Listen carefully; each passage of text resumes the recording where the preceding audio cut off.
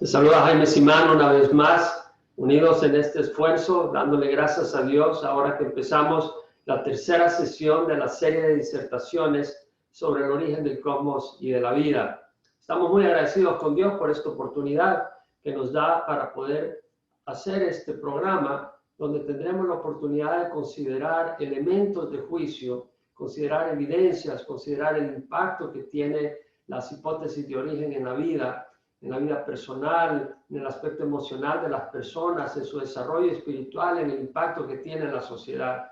Una vez más, estaremos dando la presentación usando diapositivas PowerPoint. Yo voy a desaparecer de la pantalla central, voy a estar en una esquinita explicando las distintas diapositivas, pero no quiero empezar sin antes pedir la bendición del Creador que nos da la vida y nos da la oportunidad de considerar las evidencias que apuntan de que no somos resultado de accidente, que somos creación de Dios, que nos ha creado a su imagen con un propósito maravilloso. Y por supuesto, si escondemos nuestra mirada de la vista que nos muestra la naturaleza, de la vista de los panoramas, de las cosas que muestran que hay un Dios creador, pues estaremos en oscuridad, y no es nuestro deseo de que estemos en oscuridad, de que nuestros hermanos, nuestras hermanas, pueblo humano esté en oscuridad cuando Dios nos muestra su amor y nos muestra el poder de su creación y quiere que tengamos una relación con Él. Así que vamos a orar para que Dios bendiga este tiempo. Padre, te doy gracias por la oportunidad de considerar elementos de juicio tan importantes para nuestra vida, el propósito para el cual tú nos has creado, las evidencias que apuntan que hemos sido creados. Señor, abre los ojos de cada uno de los que estarán considerando estos elementos. Y Señor, que sea tu Espíritu hablando a sus corazones y las evidencias hablando a sus mentes. Señor, por medio de tu Espíritu Santo, te lo rogamos en nombre de Cristo Jesús. Amén. Una vez más, desaparezco de la pantalla central. Estaré compartiendo pues la pantalla con las diapositivas y me voy a la diapositiva última en la que nos quedamos y voy a aparecer en la pantallita en una esquina. Y bueno, vamos a proceder entonces con la siguiente diapositiva. Estamos en la primera sección de 5 secciones de esta serie de consideraciones sobre el origen de la vida, del cosmos, y continuamos. En esta ocasión empezaremos una sección que es educación académica no es obstáculo para aceptar creación. Consideraremos esto porque es muy importante. La educación académica, lo repito, no es un obstáculo para aceptar de que hemos sido creados directamente por la palabra de Dios. Esto es muy importante. Recuerdo cuando yo crecía, recibía educación en la escuela, pensaba que si alguien no aceptaba la hipótesis de evolución, yo creí que era una teoría ya confirmada, ya definitiva, era porque esa persona estaba en oscurantismo, una persona sin educación, una persona con una mente que se quedó atrasada en la Edad Media, no sabe los descubrimientos que se han hecho en los últimos años, en el último siglo, y esa era mi percepción, pero no es cierto. Hay muchos científicos creacionistas, muchas personas que han considerado las evidencias y se dan cuenta que evolución no es cierto y que de hecho la ciencia apunta realmente, si la interpretamos bien y las evidencias las interpretamos a la luz de la ciencia sin prejuicio, que hemos sido creados por Dios. Entonces la educación académica no es obstáculo para aceptar creacionismo. En una encuesta Gallup en el año 1999 sobre la opinión de los norteamericanos respecto al origen del hombre, el 47% en Estados Unidos opinaba que Dios creó recientemente al hombre en su forma actual. Es un proceso de creación directa, no a través de evolución. Era un 40% el que opinaba que Dios creó al ser humano a través de procesos evolutivos. Realmente es inconsistente esa posición y vamos a ir mostrando eso a lo largo de nuestras conferencias, de nuestras sesiones, las distintas sesiones en esta serie. Ahora, el 9% pensaba que hemos evolucionado sin necesidad de un Dios, es decir, ateísmo directo, y un 4% sin opinión, o sea, un 13% que no sabe si hay un Dios que haya creado, o definitivamente cree que hemos evolucionado sin la mano de Dios. Ahora vemos que en Estados Unidos, donde hay acceso a la educación, todo el mundo tiene acceso a la educación gratis, hasta 12 años de educación, de escuela, y a pesar de que hay un bombardeo continuo y persistente en las escuelas de la hipótesis de evolución y no se enseña la posibilidad que hemos sido creados por Dios y los argumentos a favor de creación, a pesar de eso, el 47% de la población opinaba que hemos sido creación directa de Dios. En otras palabras, la ciencia no es obstáculo para el 47% de ellos creer en creacionismo. Ahora, el 40% opinaba que hemos sido evolucionados a través del tiempo y veremos cómo esa posición es una posición insostenible y la gente que abraza esa posición tarde o temprano termina en ateísmo. El 9%, como vemos, cree en evolución atea. Ahora, si nos vamos a una encuesta que hizo Gallup en el año 2012, 13 años después de la encuesta de 1999, sobre el mismo tema, sobre la opinión de los norteamericanos sobre el origen del hombre, el 46% siguió opinando que Dios creó directamente. El 47 al 46%, una pequeña disminución. Lo que disminuyó bastante fue los que creían en evolución teísta, que Dios creó por procesos evolutivos. De 40% bajó al 32%, porque la verdad, ante el bombardeo incesante de evolución, la persona que ha creído en evolución teísta termina en evolución atea.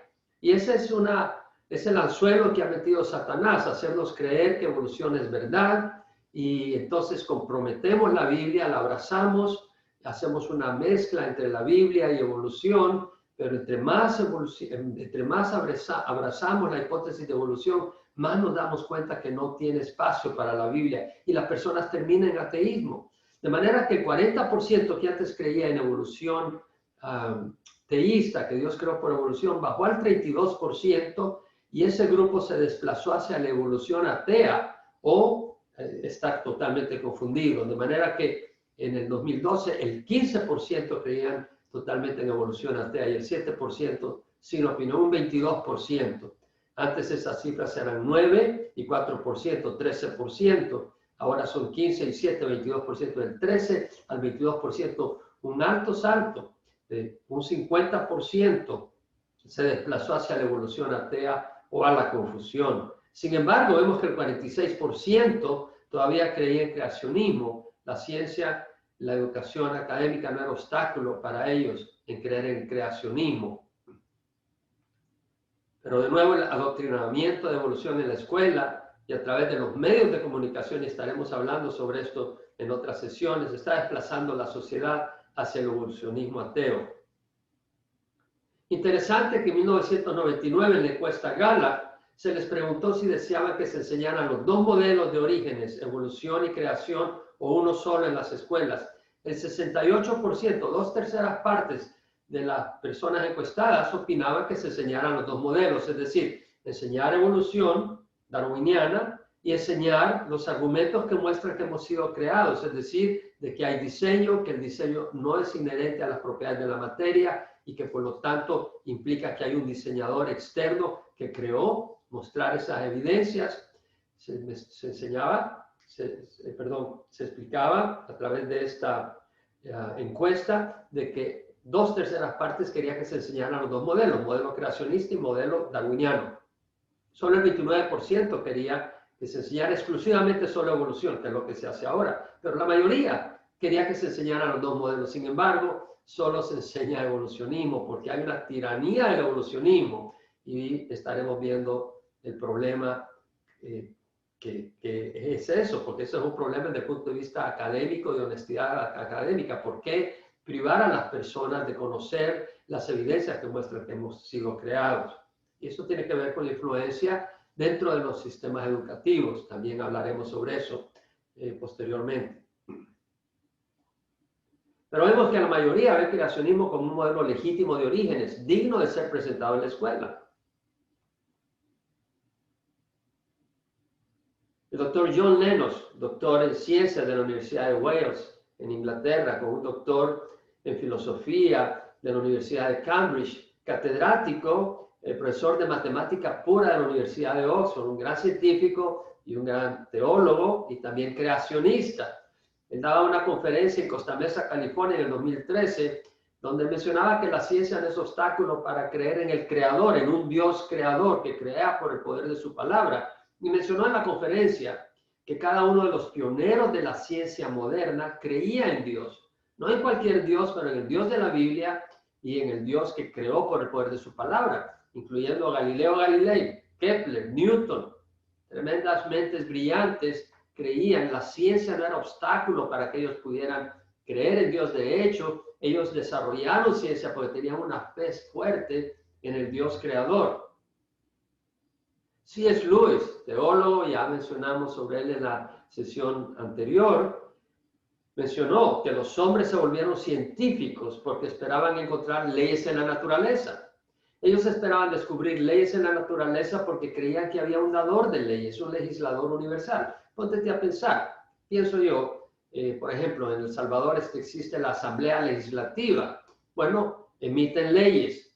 Hay leyes porque hay una asamblea que emite leyes. Cada nación tiene un cuerpo legislador que define leyes para el país. Y vemos pues que si hay leyes es porque hay un legislador.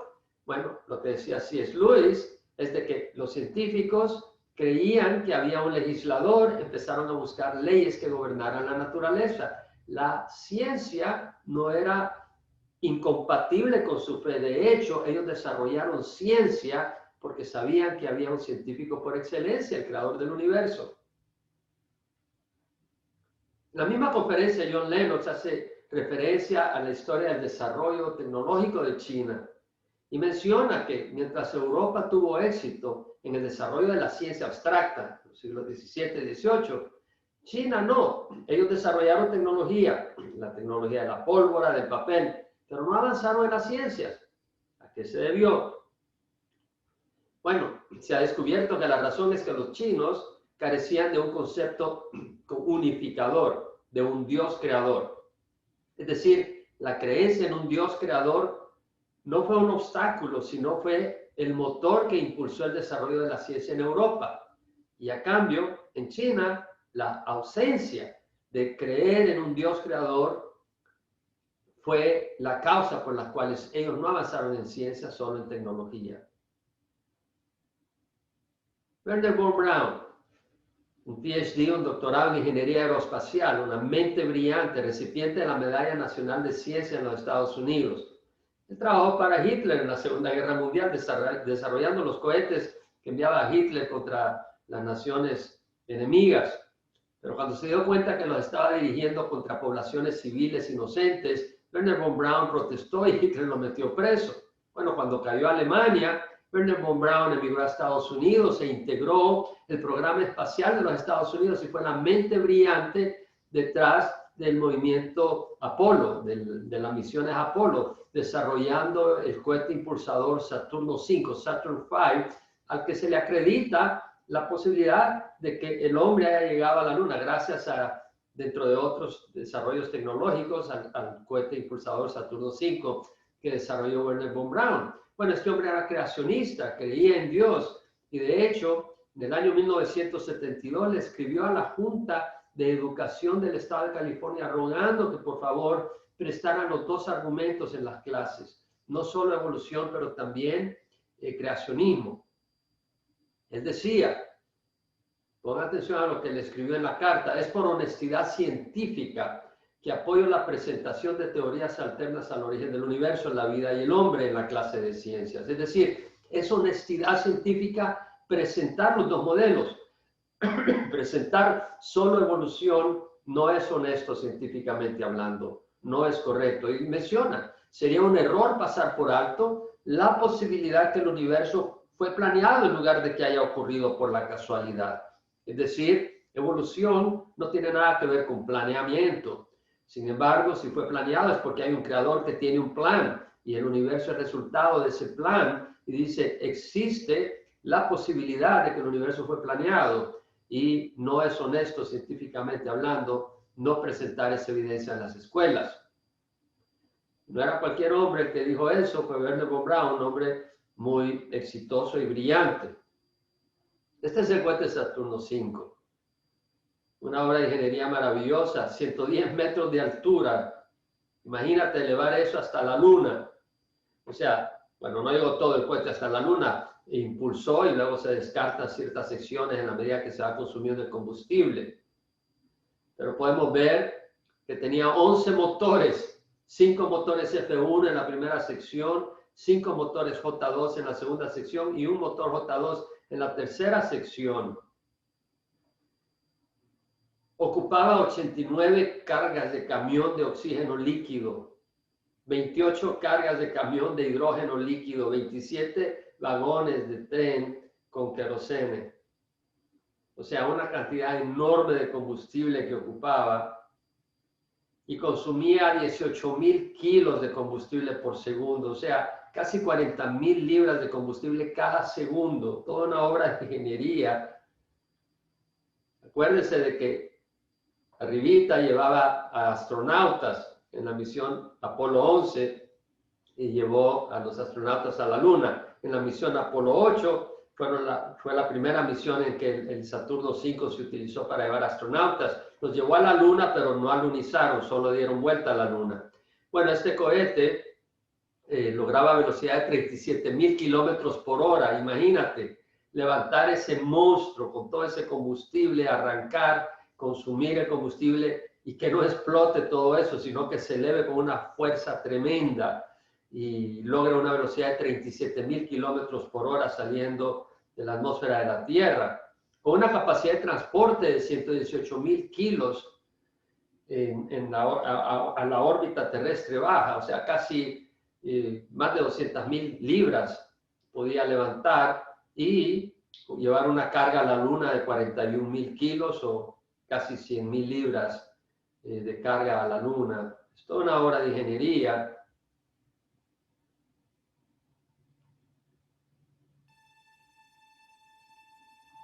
That's 15 seconds. Guidance is internal. 12, 11, 10, 9. Ignition sequence start. 6, 5, 4, 3, 2, 1, 0. All engine running. We have a liftoff. Liftoff on Apollo 11. Qué maravilla de diseño. Vemos aquí el Apolo 11. Esta nave sí llevó al hombre a la Luna a alunizar, o sea, llegaron y no solo le dieron vuelta a la Luna, sino que también bajaron, descendieron y caminaron. Fue a través del esfuerzo de científicos e ingenieros brillantes, incluyendo a Wernher von Braun, que el hombre llegó a la Luna el 20 de julio de 1969. Recuerdo ese momento tan maravilloso dentro de la tecnología y del desarrollo de la humanidad.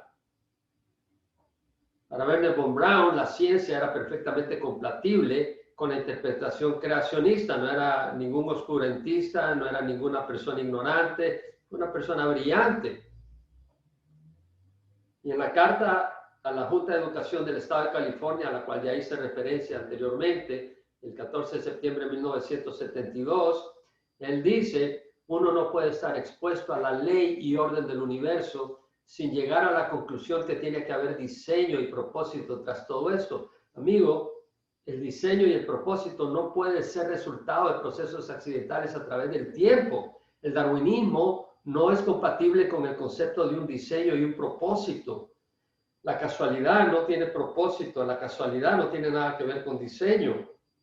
Y él menciona en la carta a la Junta de Educación del Estado de California que uno no puede estar expuesto a la ley. Hay ley en el universo que gobierna el universo, hay un orden en el universo. Y dice, la lógica es que hay diseño y propósito tras todo esto. Y luego menciona en la carta, retan a la ciencia que pruebe la existencia de Dios, pero necesitamos realmente encender una vela para ver el sol. Es decir, si yo salgo al sol al mediodía, no hay nubes, necesito yo llevar una candelita encendida para ver afuera. Es absurdo. Lo que está diciendo es que la huella de la mano del creador, la huella de la mano del creador, de que Dios ha creado el universo, es obvio. O sea, habría que estar ciego, habría que cerrarse los ojos a la evidencia que apunta que somos resultado de la creación, que hay un creador, que hay un Dios poderoso. Y es lo que menciona Pablo en la primera carta a los romanos, lo citamos en las sesiones anteriores. James Irwin, astronauta, ingeniero aeronáutico, una maestría en ciencias, fue otro de los astronautas que caminó sobre la Luna, fue el octavo hombre que puso pie en la Luna, fue piloto de la misión Apolo 15. Aquí vemos una foto de él caminando en la Luna con el vehículo espacial en el cual se transportó y anduvo en el terreno lunar. Una linda imagen ahí tenemos. Él creció en un hogar cristiano, pero a los 10 años él tiró para su espalda la fe cristiana, no era practicante. Sus experiencias en el espacio, sin embargo, abrieron sus ojos. Experimentó un nuevo nacimiento mientras estaba en el espacio.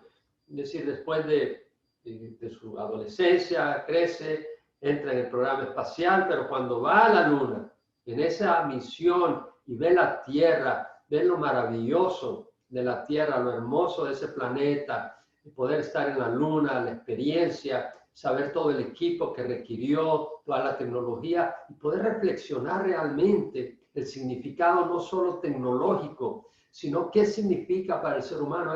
Él se da cuenta que realmente hay un Dios creador, que sería una blasfemia negar su existencia, y le entregó su vida. Él nació de nuevo, tuvo una experiencia, un encuentro con Jesús en el espacio.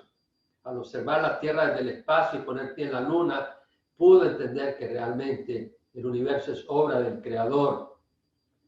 La ciencia no fue un obstáculo para reconocer al Creador, sino que al abrir los ojos a la evidencia, a la realidad que nos rodea, pudo reconocer la mano del Creador. Aquí lo vemos con el vehículo espacial en la Luna. Qué experiencia más maravillosa. Después de retirarse como coronel en la NASA, pasó los siguientes 20 años de su vida proclamando a Jesús. Vemos que un hombre de fe, la fe no es incompatible con la evidencia científica. De hecho, en 1973 dirigió varias expediciones al monte Ararat en búsqueda de los restos del arca de Noé. O sea, él estaba convencido de que hubo un diluvio universal, y veremos que hay mucha evidencia que apunta a que hubo diluvio universal, y estaremos hablando sobre eso en sesiones futuras. Pero este hombre dirigió expediciones al monte Ararat buscando restos del arca de Noé, convencido de la legitimidad de que el libro Génesis es histórico, es confiable. En su libro More Than Earthlings, más que terrestres, escribió que la narración de Génesis es verídica, una narración histórica literal. Él confiaba que la descripción de Génesis es histórica, no son leyendas, no son mitos, no son fábulas. Y declaró algo maravilloso que deberíamos de poner atención. Él dijo, es más importante que Jesús haya caminado sobre la tierra a que el hombre haya caminado sobre la luna. El hombre llegó a la luna, caminó sobre la luna, un evento majestuoso, impresionante, pero más impresionante es que el Hijo de Dios haya bajado del cielo y ha caminado sobre la tierra para mostrarnos al Padre, para mostrarnos a Dios Padre, para mostrarnos su amor, su misericordia, su compasión, y para ir a la cruz y morir por nosotros. No solo bajó a la tierra y caminó sobre la tierra, pero caminó al Calvario y derramó su sangre por nosotros para que recibiéramos perdón por nuestros pecados y fuéramos restaurados, aquellos que aceptamos al Señor, a relación de amor y de armonía con nuestro Creador, y poder entrar a una eternidad con Él para siempre, el motivo por el cual hemos sido creados. Es muy importante que el hombre haya llegado a la luna, pero más importante que Jesús haya caminado sobre la tierra, entendiendo que Jesús es el camino al cielo. La nave Apolo 11 fue el camino para llegar a la luna. Jesús es el camino para llevarnos al Padre y a la vida eterna. Jesús es la vida eterna.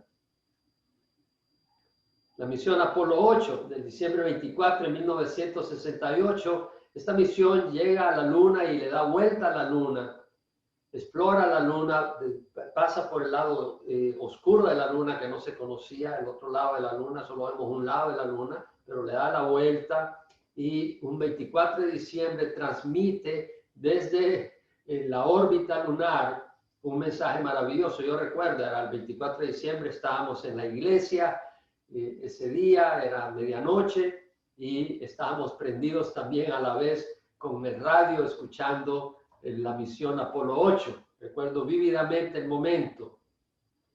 La tripulación de la misión Apolo 8 fue elevada al espacio extraterrestre, impulsada por un cohete Saturno V que desarrolló Wernher von Braun. Fue la primera misión que llevara astronautas alrededor de la Luna. Circunnavegó la Luna el 24 de diciembre, pasando por primera vez por el lado oscuro de la Luna. Mientras la tripulación miraba el amanecer lunar, desde la ventana de la nave espacial enviaron un saludo y mensaje navideño al mundo. Vamos a escucharlo originalmente. We are now approaching lunar sunrise, and for all the people back on Earth, the crew of Apollo 8 has a message that we would like to send to you. In the beginning, God created the heaven and the earth, and the earth was without form and void, and darkness was upon the face of the deep. And the Spirit of God moved upon the face of the waters. And God said, "Let there be light." And there was light. And God saw the light, that it was good, and divided the light from the darkness.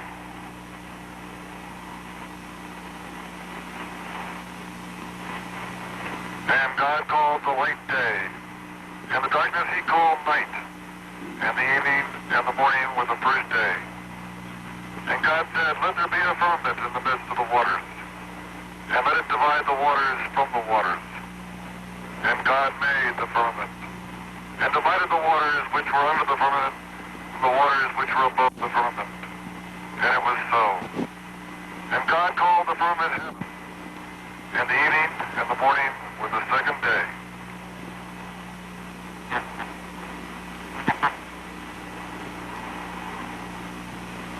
And God said, "Let the waters under the heaven be gathered together into one place, and let the dry land appear."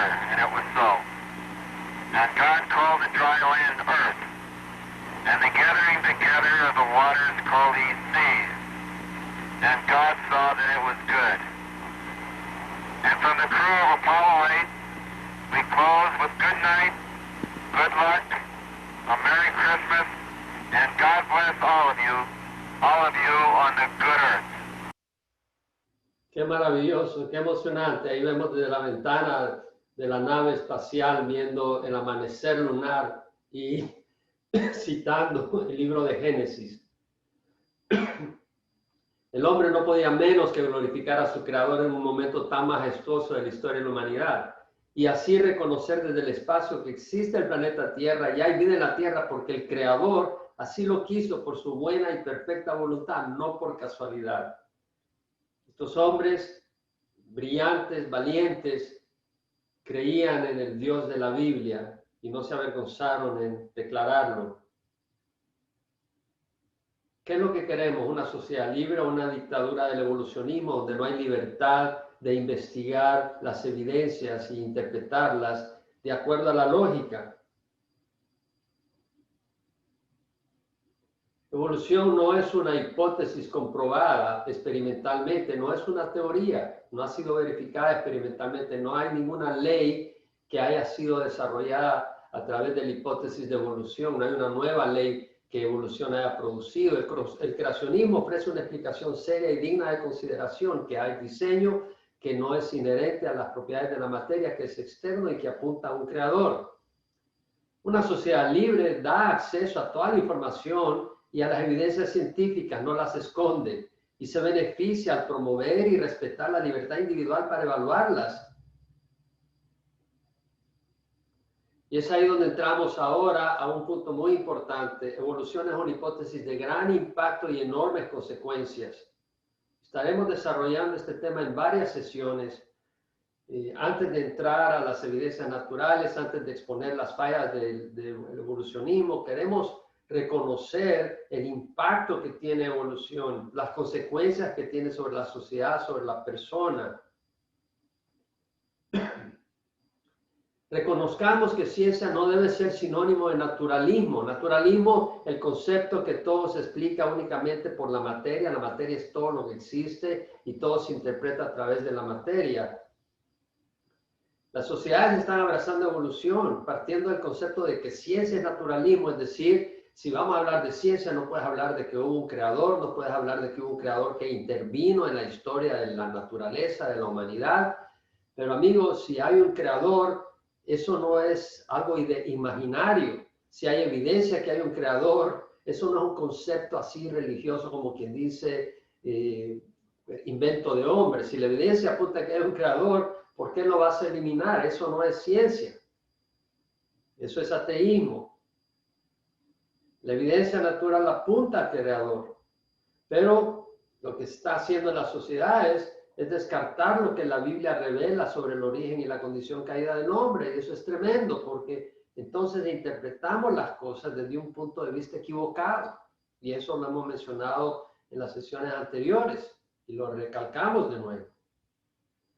La Biblia ha sido la base de los criterios morales, legislativos y judiciales de nuestros países. Se ha descartado, se considera ahora que la narración de la creación es un libro de mitos y leyendas irrelevantes para nuestros días. En otras palabras, la historia de la creación no es una narración histórica. Se ha desechado como algo que tenga validez histórica y por lo tanto la Biblia, que era la base para definir qué estaba bien, qué estaba mal, para las leyes que regulaban las naciones, ahora pues ya se descarta y ahora el hombre decide a su capricho. Ha sido reemplazada la Biblia por una nueva moralidad. Está basada en criterios que descansan en la opinión popular, que piensa la mayoría o que piensan los que están en control. Está impulsado por la naturaleza humana corrupta, porque la palabra de Dios nos muestra que el ser humano tiene una naturaleza corrupta. Dice la palabra, más engañoso que todo es el corazón y sin remedio. ¿Quién lo comprenderá? El hombre tiene ese virus del pecado. Tenemos una naturaleza que tiende al pecado, al egoísmo, al engaño, a la hipocresía. Y si nosotros somos los que vamos a definir las bases morales, amigo, vamos al caos, vamos hacia la destrucción, y es lo que está ocurriendo como sociedad, como personas.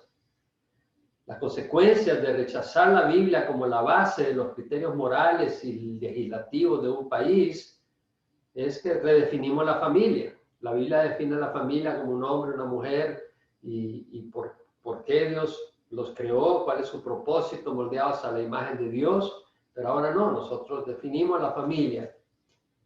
Se define qué está bien y qué está mal. De hecho, lo que antes se consideraba bueno, ahora se le considera malo. Y lo que antes se consideraba malo, hoy se considera bueno. Y se aprueba la unión libre, el homosexualismo, el lesbianismo, el aborto. O sea, hay un impacto tremendo en la sociedad al abrazar evolución.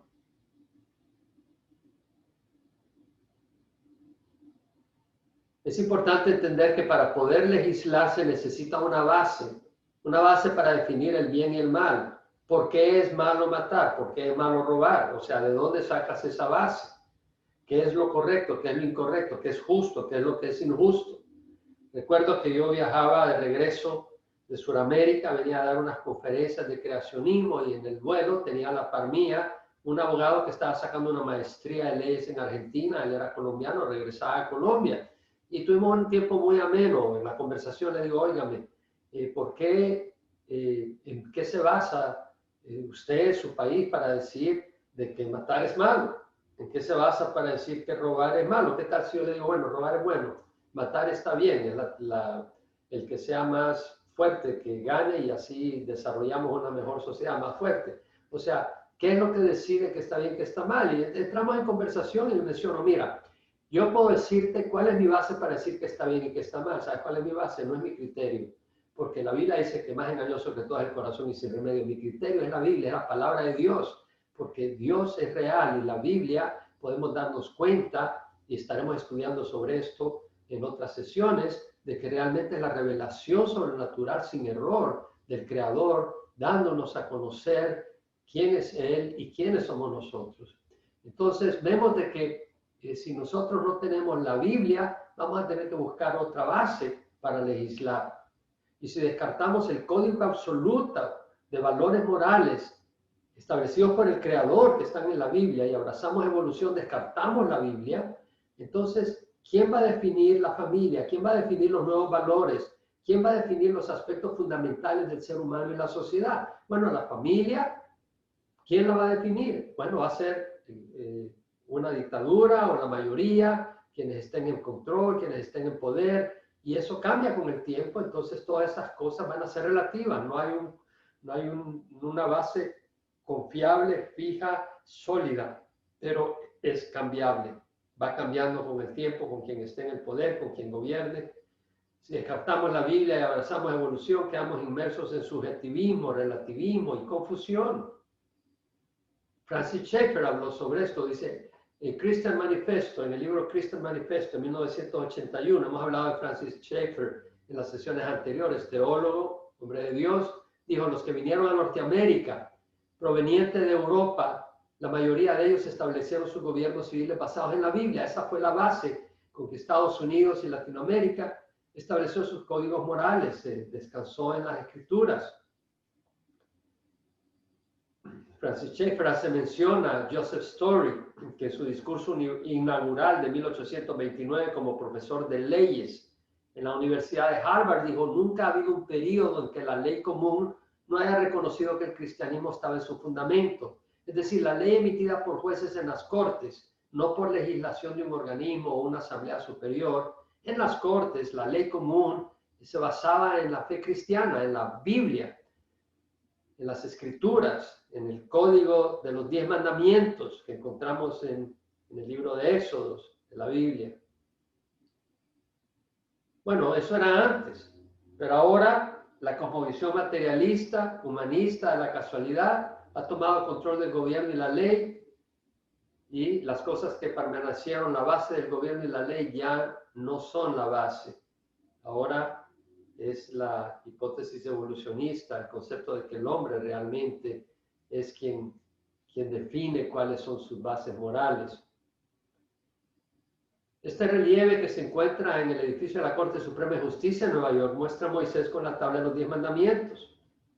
En la Corte Suprema de Estados Unidos también existe un relieve de Moisés con los 10 mandamientos, y lo vemos en Austin, Texas, y en otros lugares de Estados Unidos, donde se hace referencia a los 10 mandamientos, siendo la base realmente de los criterios morales con que se estableció la nación. Pero el estándar moral dado por Dios en la Biblia está siendo reemplazado por la opinión popular, basada en el naturalismo. Francis Schaeffer escribe en el Christian Manifesto, quienes abrazan el concepto de realidad basado en la materia y energía y la casualidad no solo desconocen la verdad de la realidad última, Dios, tampoco conocen quién es el hombre. Es decir, las personas que rechazan la evidencia natural y reconocen de que simplemente el hombre es un conglomerado de moléculas, que somos producto de la casualidad, no solo no conocen al Creador, no se conocen a sí mismos, no conocen quién es el hombre. Si nosotros no sabemos quién es Dios, no conocemos a Dios y no conocemos ni siquiera el origen del ser humano, ni por qué somos como somos y estamos como estamos, ¿cómo podemos emitir leyes? ¿Cómo podemos estructurar la sociedad si estamos en la oscuridad? Francis Schaeffer mencionó eso, dice, siendo que el concepto del hombre esté equivocado en estas personas que abrazan la realidad basada en la materia, energía y la casualidad, siendo que su concepto del hombre esté equivocado, su concepto de la sociedad y la ley esté equivocado, y no tienen la base suficiente para la sociedad o la ley. La Corte Suprema de Justicia legalizó en Estados Unidos el matrimonio entre personas del mismo sexo el 26 de junio del 2015. En el año 2015 la Corte Suprema tiene 9 jueces, 5 jueces aprobaron el matrimonio homosexual, 4 jueces se opusieron y se aprobó el matrimonio homosexual. El juez George Kennedy, a favor del matrimonio homosexual, declaró: el derecho al matrimonio es un derecho fundamental, inherente a la libertad de la persona. Parejas del mismo sexo no pueden ser privadas de ese derecho y de esa libertad. Bueno, si somos un solo conglomerado de moléculas, y eso es lo único que somos, las moléculas tienen propiedades, no derechos. El derecho es una propiedad, es una característica, es una condición, es una situación moral que le corresponde a seres creados por Dios con libre albedrío. Nosotros tenemos un derecho porque hemos sido creados por Dios y solo somos conglomerados de moléculas. No tenemos derechos, simplemente tenemos propiedades y toda acción nuestra es simplemente resultado de las propiedades de la materia, el tiempo y la casualidad.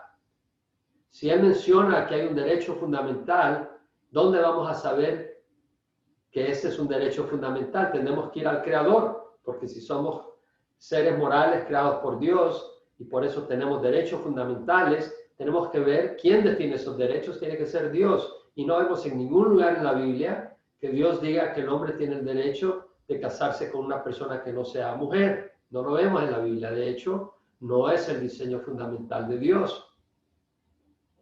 Pero si abrazamos el evolucionismo, somos nosotros los que definimos estas cosas, ya no la Biblia. Y el juez principal, John Roberts, exclamó: 5 abogados han concluido el debate y promulgado su propia visión del matrimonio como un asunto de ley constitucional. ¿Quiénes se creen que son? En otras palabras, ellos se han puesto por encima de Dios. Ellos se han puesto como el estándar que define las bases morales de este país. No, esas bases morales estaban en la Biblia y esa era nuestra base moral. Pero estos hombres se han puesto por encima de la Biblia y ellos definen el bien y el mal. Hablando de derechos inalienables que Dios le ha dado a uno, ¿quién da estos derechos? Si fuera el Estado, no serían inalienables, pues el Estado los puede cambiar y quitar. Y menciona Francis Schaeffer, ¿de dónde vienen estos derechos? Bueno, los padres de la patria sabían que venían de Dios, dice Francis Schaeffer. Los padres de la patria, los Estados Unidos, entendieron que estaban fundando el país sobre el pensamiento judeo-cristiano, de que hay alguien que dio los derechos inalienables, no una fuerza abstracta, sino un ser personal revelado en la Biblia. No en cualquier libro religioso, no en el libro religioso de los orientales, de aquí, de allá, de esta población, de este grupo, sino de la Biblia, el pensamiento judeocristiano. Ese pensamiento que declara que hay un Dios y ese Dios declara derechos y esos derechos están mencionados en la Escritura. El país, Estados Unidos, está siendo fundado basado en ese pensamiento, en las Escrituras. Bueno, al abrazar el evolucionismo, todo es relativo ahora, porque todo depende de lo que piensa la persona. En una encuesta hecha en el año 2015 por Barna Research, la pregunta es si la verdad moral es relativa. En otras palabras, si hoy lo que está bueno, pues puede ser bueno, puede ser malo, depende. Robar, bueno, puede ser bien, puede ser malo. Bueno, abortar, bueno, todo depende. O sea, la verdad moral es relativa. Los que nacieron antes de 1945 declararon un 39% que era relativo. Pero vamos viendo que entre más reciente es la fecha de nacimiento de la persona, mayor es el porcentaje de personas que creen que la verdad moral es relativa. Los que nacieron entre el 46 y 64, 41% pensaba que la verdad moral es relativa. Los que nacieron entre el 65 y el 83, el 44% pensaron que la verdad moral es relativa. Los que nacieron del 84 al 2002, el 51% pensaron que la verdad moral es relativa. Y si investigamos los que nacieron entre el 2002 y el 2010, nos daremos cuenta de que va aumentando el porcentaje de personas que creen que la verdad moral es relativa. Claro, porque ya nuestra base no es una base sólida que no cambia, inmutable, sino que es algo que va cambiando. El Señor dijo: cielos y tierra pasarán, pero mis palabras no pasarán, permanecen para siempre. Sécase la hierba, marchítase la flor, mas la palabra del Señor permanece para siempre. La ley de Dios permanece para siempre. Los 10 mandamientos son un establecimiento moral establecido por Dios y no cambian.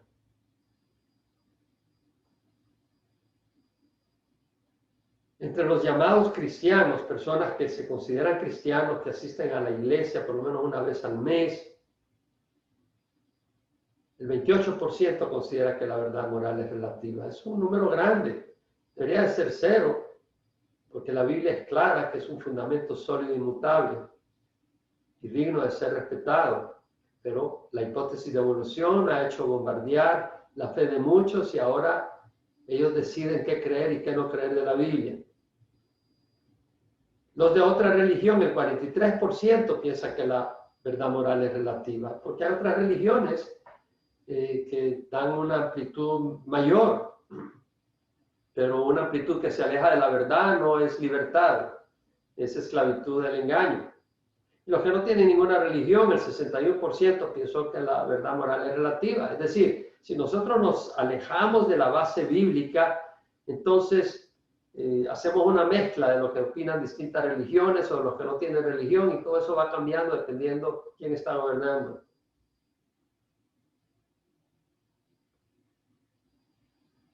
En la misma encuesta del año 2015, de Barna Research, se preguntó si cualquier tipo de expresión sexual voluntaria entre adultos es aceptable.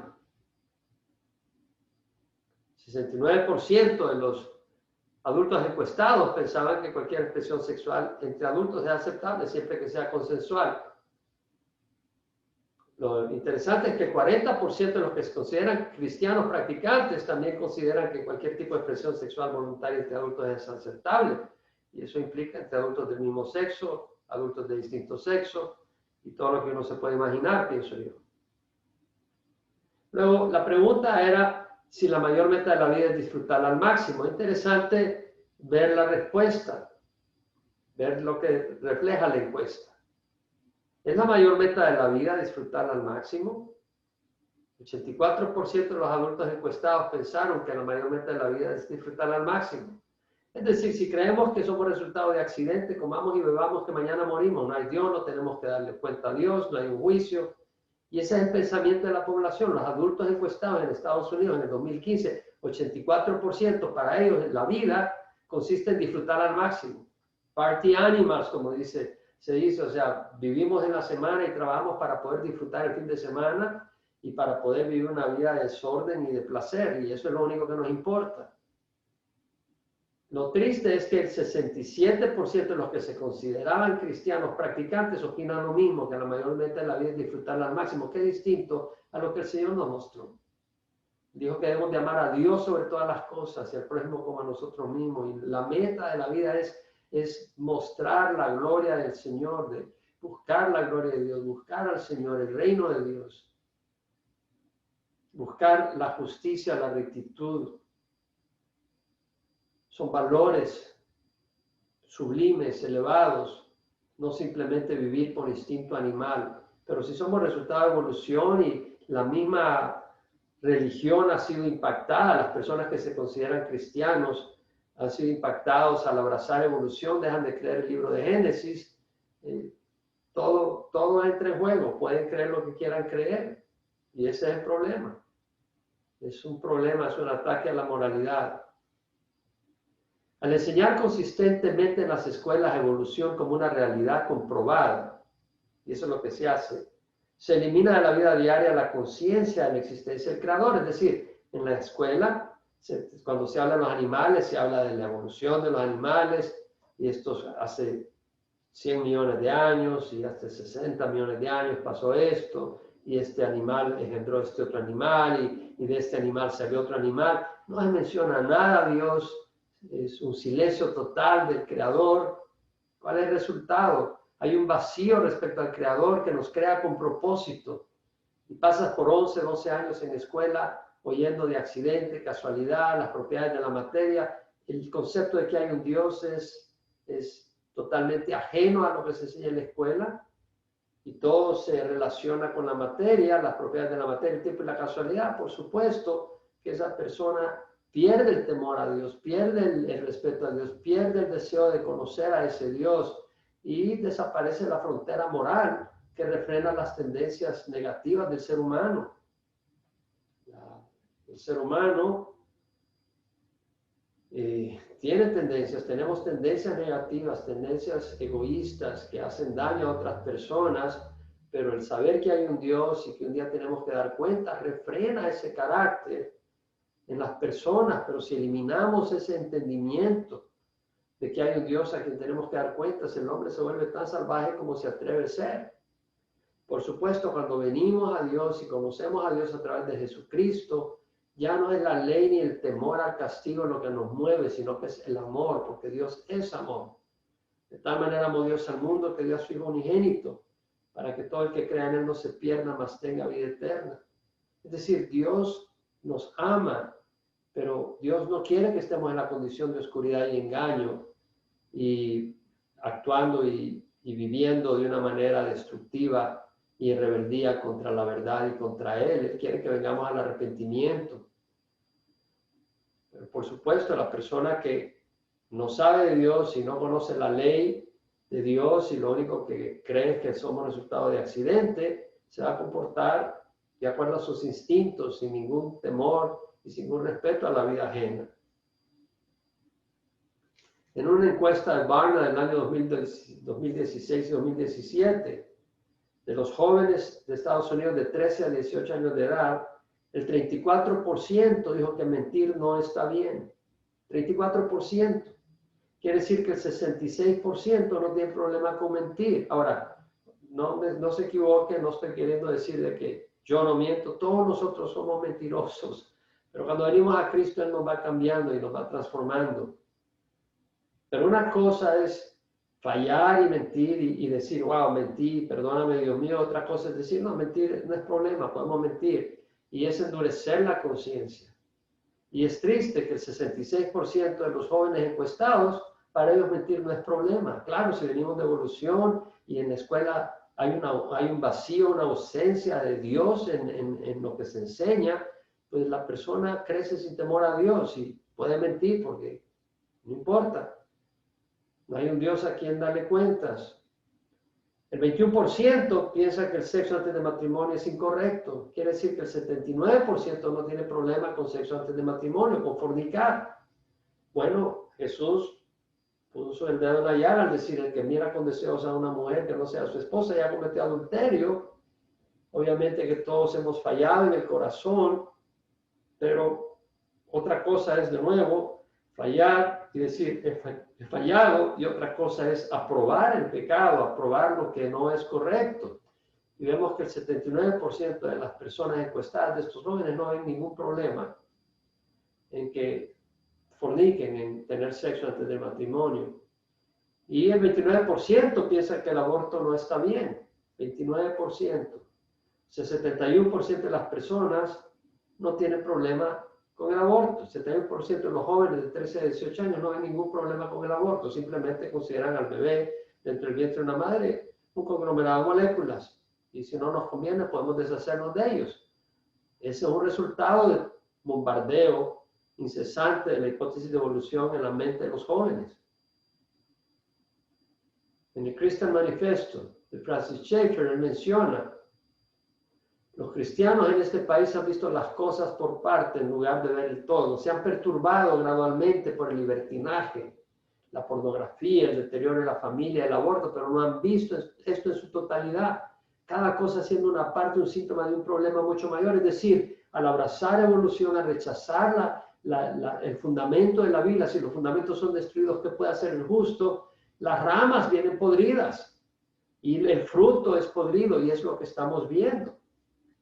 No han podido ver, dijo Francis Schaeffer, que todo esto ha venido a ocurrir debido a un cambio de cosmovisión, un cambio fundamental de la gente en la manera global de pensar y ver al mundo y la vida en su totalidad. Ahora vemos la vida desde el punto de vista del humanismo. Simplemente no incluimos a Dios. Del naturalismo, simplemente todo se interpreta a través de la naturaleza y no incluimos a Dios en la interpretación de las cosas. Alejándose de una cosmovisión que era vagamente cristiana en la mente de la gente, no en todos era vagamente, pero por lo menos en algunos, aunque fuera vagamente, era cristiana la cosmovisión. esa cosmovisión se ha alejado y se ha convertido en una cosmovisión totalmente distinta, una cosmovisión basada en la idea que la realidad última es la materia impersonal o energía moldeada en la forma presente por la casualidad impersonal. Aquí vemos a Francis Schaeffer diciendo con el concepto darwiniano de la supervivencia del más fuerte, la ley establece el voto mayoritario de la nación que se puede lamer a todos los demás. O sea, ya no consiste la ley en una base sólida inmutable, sino que la mayoría decide, lo puede decidir el que sea más fuerte, el que esté en control. Jeremy Rifkin, un hombre que ha tenido un gran impacto en las naciones, estaba leyendo que tiene un gran impacto en el gobierno chino, por ejemplo, formulador de teorías económicas y sociales, autor de 19 libros sobre el impacto de cambios científicos y tecnológicos en la economía, las fuerzas laborales, la sociedad y el medio ambiente. Un hombre que ha formulado teorías económicas y sociales. Sus libros han sido traducidos a más de 35 idiomas, son usados en cientos de universidades, corporaciones y agencias gubernamentales alrededor del mundo, de acuerdo a Wikipedia. Él dijo, ya no nos sentimos como huéspedes en casa ajena, obligados a que nuestro comportamiento se conforme a un set de reglas cósmicas preexistentes. O sea, ya no somos huéspedes. O sea, hemos sido creados por Dios. Nosotros no creamos la tierra, Dios la creó, Dios nos ha puesto como huéspedes y administradores de los recursos que Él nos puso a la mano. Somos huéspedes en la tierra. Sin embargo, dice, no, ya no nos sentimos como huéspedes en casa ajena. Es decir, la tierra ya no le pertenece a Dios, nos pertenece a nosotros.